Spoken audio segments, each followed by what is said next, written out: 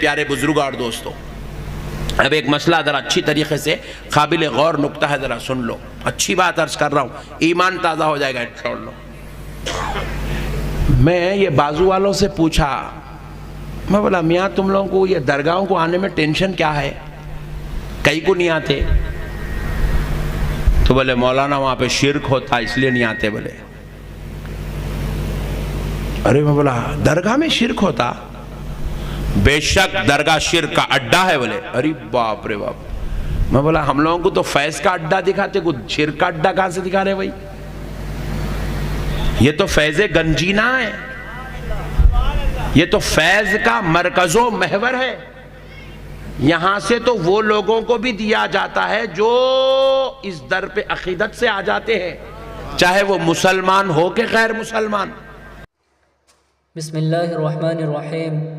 حضرت ابو سعید خدری رضی اللہ تعالی عنہ فرماتے ہیں کہ رسول اللہ صلی اللہ علیہ وسلم اپنے مصلی پر تشریف لائے اور دیکھا کہ لوگ ہنس رہے ہیں۔ آپ نے ارشاد فرمایا، آگاہ رہو، اگر تم لوگ لذتوں کو ختم کر دینے والی چیز کو یاد رکھتے تو تم اپنی ان حرکتوں سے باز رہتے۔ سو تم لذتوں کو ختم کر دینے والی چیز موت کو کثرت سے یاد کرو، اس لیے کہ قبر روزانہ بولتی ہے اور کہتی ہے میں غربت کا گھر ہوں، میں تنہائی کا گھر ہوں، میں مٹی کا گھر ہوں، میں کیڑے مکوڑوں کا گھر ہوں۔ اسی طرح پوری حدیث ملاحظہ فرما لیجئے۔ بھائیو، قبرستان تو آدمی اس لیے جاتا ہے کہ تھوڑی دیر آدمی اپنی دنیا کو سائیڈ رکھ کر اپنے اصل گھر آخرت کو یاد کرے۔ حضور اکرم صلی اللہ علیہ وسلم نے آخرت کی یاد دہانی کے لیے وقتاً فوقتاً قبرستان جانے کی ترغیب دی ہے۔ اس لیے قبرستان یا مزارات پر تذکرہ آخرت کے لیے جانا جائز ہی نہیں بلکہ مطلوب ہے، لیکن مزارات اور قبرستان میں جا کر بھی انسان دنیا ہی طلب کرے تو پھر بتاؤ کیا فائدہ؟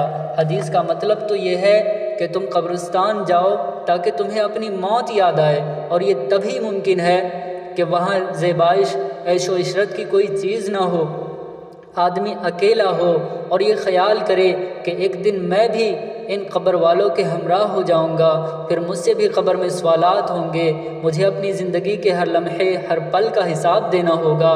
اس کیفیت کو حاصل کرنے کے لیے آدمی قبرستان جاتا ہے، اور اسی لیے جانا چاہیے۔